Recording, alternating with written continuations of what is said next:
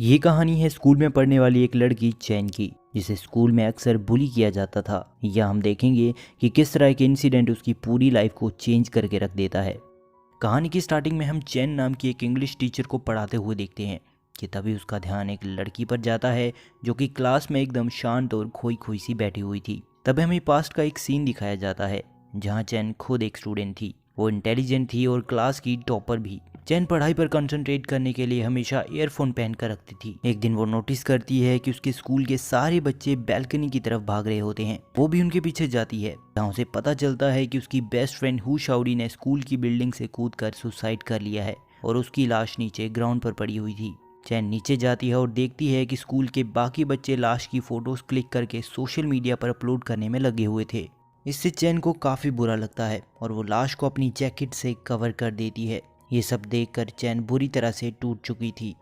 अगले दिन चैन को प्रिंसिपल रूम में बुलाया जाता है, जहां पुलिस उससे इन्वेस्टिगेट करती है।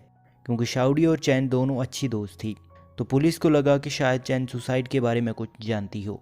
लेकिन हैरानी की बात यह थी कि चैन शाओरी और उसकी दोस्ती की बात को नकार देती है और कहती है कि वो शाओरी को इतने अच्छे से नहीं जानती थी। मैंने बस उसकी बॉडी को कवर किया था क्योंकि बाकी लोग उसकी फ़ोटोज़ खींचकर सोशल मीडिया पर डाल रहे थे। पुलिस को उसकी बातों पर यकीन तो नहीं होता, लेकिन वो उसे वापस क्लास में भेज देते हैं, जहां जाकर वो देखती है कि उसकी चेयर पर किसी ने रेड इंक गिराई हुई थी। लेकिन वो चुपचाप जाकर दूसरी जगह पर बैठ जाती है। दरअसल चैन और उसकी फ्रेंड को स्कूल में कुछ बच्चों द्वारा बुली किया जाता था और इसी चीज़ से परेशान होकर शाओरी ने सुसाइड कर लिया होता है।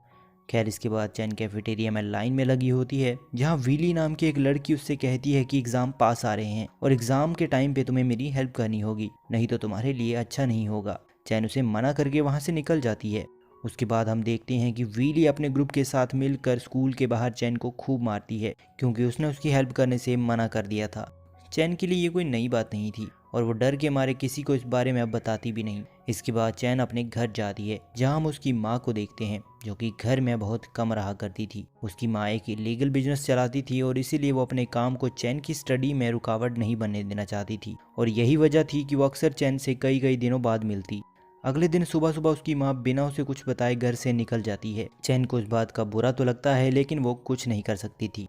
उसी शाम स्कूल से वापस घर आते हुए वो नोटिस करती है कि कुछ लोग मिलकर एक लड़के को बेरहमी से पीट रहे होते हैं। जैसे ही पुलिस को कॉल करने लगती है तो उनमें से एक लड़का उसे देख लेता है। इसके बाद वो चैन के साथ बदतमीजी करते हैं और उसके सारे पैसे छीन कर उसका फ़ोन भी तोड़ देते हैं। लेकिन वो लड़का जिसे वो सारे पीट रहे थे, वो अचानक होश में आकर उनके लीडर को ही पीटने लगता है, जिससे बाकी के लोग डर के वहाँ से भाग जाते हैं। इसके बाद वो लड़का चैन को थैंक यू कहता है, साथ ही वो उसे अपना नाम शाओ बताता है और कहता है कि वो लोग तुम्हारे सारे पैसे ले गए। मैं तुम्हें पैसे तो नहीं दे सकता, लेकिन तुम्हारा टूटा हुआ फ़ोन ज़रूर रिपेयर करवा सकता हूँ। जिसके बाद वो एक शॉप पर उसका फ़ोन ठीक करवाता है और कहता है कि मैं तुम्हारे पैसे तो नहीं दे सकता, लेकिन उसके बदले कुछ दिनों के लिए तुम्हारा बॉडीगार्ड बन सकता हूँ। चैन मना करके वहाँ से निकल जाती है कि तभी शाओ भी उसकी सेफ्टी के लिए उसके पीछे पीछे उसे घर तक छोड़ने आता है। अगले दिन जब चैन स्कूल में होती है तो वो देखती है कि उसकी माँ की फोटोज वायरल हो रही होती है, क्योंकि उसकी माँ ने कई लोगों से लोन लेके रखा था और अब वो लोग उसकी माँ को ढूंढ रहे होते हैं। ये देखकर स्कूल के बाकी बच्चे उसका मजाक उड़ाते हैं। शाम को घर जाते टाइम शाओ उससे मिलने आता है और वो रास्ते में उसे सब बता देती है। इसके बाद हम दोनों को शाओ के घर पर खाना खाते हुए देखते हैं और वहाँ शाओ उससे पूछता है कि क्या वो उसे लाइक करती है। चैन कहती है कि तुम्हारे अंदर ऐसी कोई क्वालिटी नहीं जिससे मैं तुम्हें लाइक करूं। इससे चैन गुस्से में उस पर चिल्ला देता है, जिसके बाद वो रोते हुए अपने घर चली जाती है। अगले दिन स्कूल में वॉलीबॉल खेलते हुए सभी बच्चे उसे इग्नोर करते हैं और जानबूझकर उसे बॉल से हिट करने लगते हैं, जिससे चैन नीचे गिर जाती है और वो लोग उस पर हंसते हुए उसका मजाक उड़ाने लगते हैं। इन लोगों से परेशान होकर चैन पुलिस को बुली ग्रुप के बारे में सब बता देती है कि ये लोग उसे और उसकी फ्रेंड को बुली किया करते थे और इसी से परेशान होकर शाओरी ने सुसाइड कर लिया था। अब उस ग्रुप से पुलिस इन्वेस्टिगेट करना शुरू करती है, लेकिन वो लोग उल्टा शाओरी और चैन को ही ब्लेम करने लगते हैं और चैन के लगाए हुए इल्ज़ामों को नकार देते हैं। इसके बाद उस पूरे ग्रुप को स्कूल से 1 साल के लिए रेस्टिगेट कर दिया जाता है। एक शाम वो पूरा ग्रुप मिलकर चैन को रास्ते में घेर लेता है, क्योंकि चैन की वजह से इन्हें 1 साल के लिए स्कूल से निकाल दिया गया था। वो चैन को कुछ करते इससे पहले ही चैन किसी तरह वहाँ से भाग निकलती है और जाकर एक डस्टबिन में छुप जाती है। इसके बाद वो ये सब शाओ को बताती है और उससे हेल्प भी मांगती है।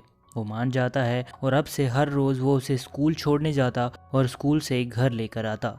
ये दोनों साथ में रहने लगे, दोनों की नज़दीकियां बढ़ रही थी और दोनों एक दूसरे की कंपनी भी इंजॉय कर रहे थे। शाओ एक गैंग मेंबर था और अक्सर वो मारपीट करके घर लौटा करता। एक रात शाओ को कॉल आता है और उसका गैंग लीडर उसे बुला रहा होता है।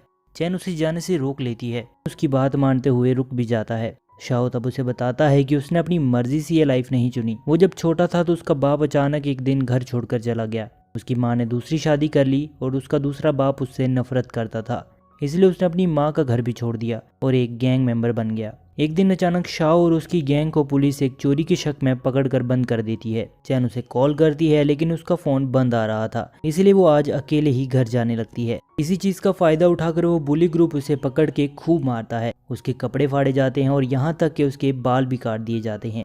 ये सब करते हुए वो लोग उसकी वीडियो भी बनाते हैं ताकि वो उसे बाद में ब्लैकमेल कर सकें। ये सब करने के बाद वो वहाँ से भाग जाते हैं। वहीं अब शाओ भी जेल से रिहा हो चुका था। बाहर निकलकर वो सबसे पहले चैन को कॉल करता है, लेकिन वो उसका फ़ोन नहीं उठा रही होती। यहाँ तक कि वो आज घर भी नहीं आई होती। ये देखकर शाओ घबरा जाता है और उसे ढूंढने लगता है, जिसके बाद चैन उसे रोड पर रोती हुई और काफ़ी ख़राब हालत में दिखती है। वो उसे घर लेकर जाता है। उसकी हालत देखकर शाओ गुस्से में रोड उठाकर उन लोगों को मारने के लिए जाने लगता है, लेकिन चैन उसे रोक लेती है। इसके बाद शाओ अपने बाल भी काट देता है ताकि चैन को थोड़ा अच्छा फील हो।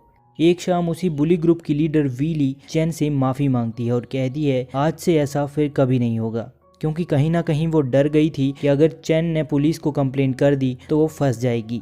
चैन उसे माफ़ कर देती है और कहती है आज के बाद मुझे अपनी शक्ल भी मत दिखाना। इसके बाद चैन जब वहाँ से जाने लगती है तो वो लड़की पीछे से उसकी माँ के बारे में कुछ गलत कमेंट करती है।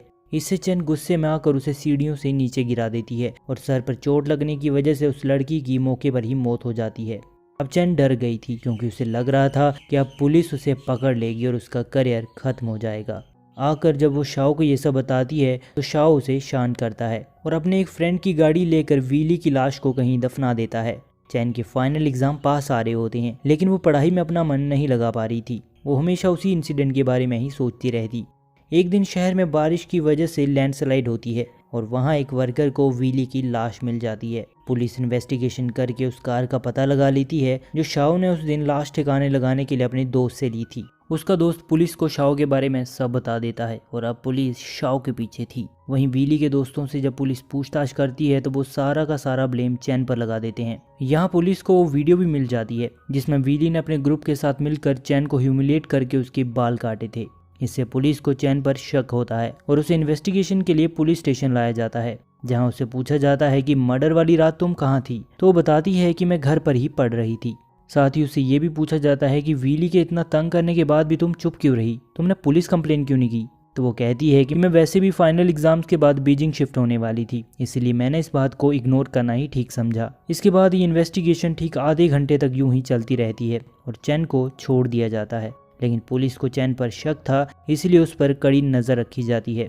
एक दिन चैन स्कूल से घर जा रही होती है कि तभी रास्ते में शाओ उसे खींचकर एक जगह पर लेकर जाता है, जहां वो चैन को कहता है कि पुलिस को हम दोनों पर ही शक है, तुम सारा इल्जाम मेरे ऊपर लगा दो, इससे तुम बच जाओगी। चैन मना कर देती है तो शाओ से समझाता है कि मैं माइनर हूँ और मुझे कोई बड़ी सजा भी नहीं मिलेगी, और अगर तुम जेल गई तो तुम्हारी पढ़ाई छूट जाएगी, जिससे तुम्हारा पूरा करियर खराब हो जाएगा। ये सुनने के बाद चैन मान जाती है।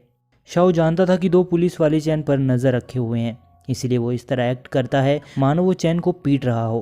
तभी पुलिस आकर शाओ को पकड़ लेती है। शाओ सारा इल्जाम अपने ऊपर ले लेता है। जब उससे चैन के बारे में पूछा जाता है तो वो कहता है कि उसे चैन अच्छी लगती थी, इसलिए वो काफ़ी दिनों से उसका पीछा कर रहा था, और अगर आज पुलिस मौके पर नहीं आती तो शायद चैन भी आज वीली की तरह जिंदा नहीं होती।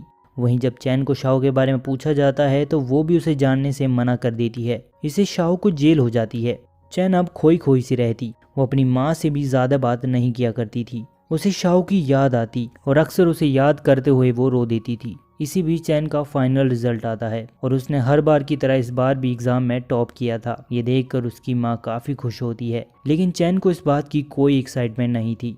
उसी दिन एक पुलिस ऑफिसर चैन से मिलने उसके घर आता है और उसे बताता है कि शाओ को जल्द ही फांसी हो जाएगी। ये सुनने के बाद चैन खुद को रोक नहीं पाती और उससे कहती है कि ये नहीं हो सकता, शाओ तो माइनर है, उसे फांसी कैसे हो सकती है। ऑफिसर उसे बताता है कि शाओ ने तुमसे झूठ कहा था, वो माइनर नहीं है, उसकी उम्र 23 साल है। ये सुनकर चैन रोने लगती है और उस ऑफिसर को सब सच बता देती है कि विली को उसी ने गलती से धक्का मार दिया था और सर में चोट लगने की वजह से वो मर गई थी। उसे बचाने के लिए शाओ ने सारा इल्जाम अपने ऊपर ले लिया। पुलिस ऑफिसर उससे कहता है कि अगर तुम कोर्ट में सब सच बोलोगी तो शाओ बच सकता है और तुम्हें कम से कम सजा होगी क्योंकि तुम एक माइनर हो। चैन मान जाती है और इससे शाओ की फांसी टल जाती है। चैन को कुछ सालों के लिए जेल भेज दिया जाता है, लेकिन अब कन्फेशन के बाद चैन के चेहरे पर एक रिलीफ था क्योंकि कहीं ना कहीं उसके अंदर जो गिल्ट था वो अब खत्म हो चुका था। इसके बाद कहानी प्रेजेंट में शिफ्ट होती है जहां चैन स्कूल में पढ़ा रही होती है। तभी वो एक चुपचाप और सहमी हुई लड़की को नोटिस करती है जिसे देखकर उसे अपने साथ हुई चीज़ें याद आ जाती हैं। घर जाते हुए चैन उस लड़की से बात करती है और उसे थोड़ा कॉन्फिडेंस देती है। साथ ही वो उसे कहती है कि तुम्हें कभी भी कोई परेशान करे तो चुप मत रहना, क्योंकि अगर तुम डर के मारे चुप रहोगी तो वो लोग तुम्हारे डर का फ़ायदा उठाते रहेंगे। तभी हम शाओ को भी उनके पीछे आते हुए देखते हैं, जो कि अभी भी चैन को सेफ रखने का प्रॉमिस निभा रहा था, जिसका मतलब ये था कि जेल से निकलने के बाद इन दोनों ने शादी कर ली थी और खुशी खुशी अपनी लाइफ जी रहे थे।